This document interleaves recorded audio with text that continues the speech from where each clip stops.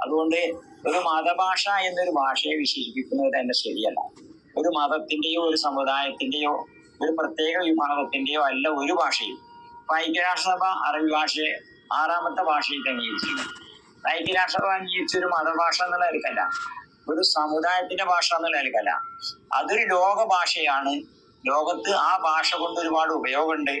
ആ ഭാഷ പഠിച്ചവർക്ക് ഒരുപാട് തൊഴിൽ സാധ്യതകളുണ്ട്. അങ്ങനെ പല ഗുണങ്ങളും കണ്ടുകൊണ്ടാണല്ലോ ഐക്യരാഷ്ട്രസഭയും ഒരു ഭാഷയെ ലോകഭാഷയായിട്ട് അംഗീകരിക്കുന്നത്.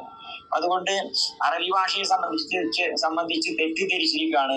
യഥാർത്ഥത്തിൽ ഒരു മതത്തിന്റെ ഭാഷയാണ്. അതുകൊണ്ടാണ് അറബി സർവകലാശാല വരുമ്പോഴൊക്കെ പലർക്കും അതിന് നേരെ ആമർഷം വരുന്നത്. അപ്പൊ ശരിക്കും മനസ്സിലാക്കേണ്ടത് എന്താന്ന് വെച്ചാൽ അങ്ങനെ ഒരു ഭാഷ അല്ല. എല്ലാ ഭാഷയും ആ ഭാഷയുടെ ഗുണങ്ങളാണ് നോക്കുന്നത്. അപ്പൊ അറബി ഭാഷ അന്നേരക്ക് നോക്കുമ്പോൾ സെമിറ്റിക് ഭാഷ, പല ഭാഷയും സെമിറ്റിക് ഭാഷകളുടെ കൂട്ടത്തിൽ പല ഭാഷകളുണ്ട്. ആ ഭാഷകളിൽ നിന്നൊക്കെ പിന്നെ വളരെ ശക്തമായിട്ടും സജീവമായിട്ടും ലോകത്ത് നിലനിന്നതും ലോകത്ത് ജീവിച്ചു വന്നതും അറബി ഭാഷയാണ്.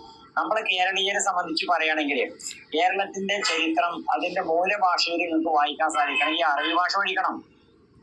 കേരളത്തിന്റെ ചരിത്രം ആദ്യമായിട്ട് എഴുതുന്നത് ഷെയ്ഖ് സൈനുദ്ദീൻ മഖ്ദൂം രണ്ടാമനാണ്. അദ്ദേഹം ആ ഗ്രന്ഥം എഴുതുന്നത് അറബി ഭാഷയിലാണ്. അപ്പോൾ കേരള ചരിത്രം ആദ്യമായി പോർച്ചുഗീസുകാരുടെ അധിനിവേശ കാലഘട്ടത്തില് പോർച്ചുഗീസുകാർ കേരളത്തിലേക്ക് അധിനിവേശം നടത്തിയപ്പോൾ അവരെ എതിർക്കാൻ വേണ്ടി നാട്ടുകാരെയും അന്യപ്രദേശത്തുള്ള രാജാക്കന്മാരെയും ഒക്കെ യുദ്ധോത്സുകരാക്കാൻ വേണ്ടിയിട്ടും സഹായം അവരോട് അഭ്യർത്ഥിക്കാൻ വേണ്ടിയിട്ടൊക്കെ ഉദ്ദേശിച്ചുകൊണ്ട് ഈ പശ്ചാത്തലത്തിൽ എഴുതുന്നതാണ് തുറഫത്തുൽ മുജാഹിദീൻ. അപ്പൊ കേരളത്തിന്റെ ചരിത്രമാണ് അതിന്റെ തുടക്കം. പിന്നെയാണ് പോർച്ചുഗീസുകാരുമായിട്ടുള്ള സമരത്തിന്റെ ചരിത്രം വരുന്നത്. അപ്പൊ കേരളത്തിന്റെ ചരിത്രം ഒന്നാമതായി എഴുതപ്പെട്ടിട്ടുള്ള ക്ലാസിക് ഏതാന്ന് ചോദിച്ചാൽ അത് തുഹഫത്തുൽ മുജാഹിദീനാ.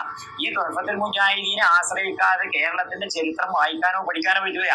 അപ്പോ സ്വന്തം നാടിന്റെ ചരിത്രം അറിയാനുള്ള താല്പര്യം ഒരാള് എടുത്തു പറയുമ്പോഴേ അയാളുടെ മുമ്പിൽ തുറക്കപ്പെടാനുള്ള ഗ്രന്ഥം തുഹഫത്തുൽ മുജാഹിദീനാ.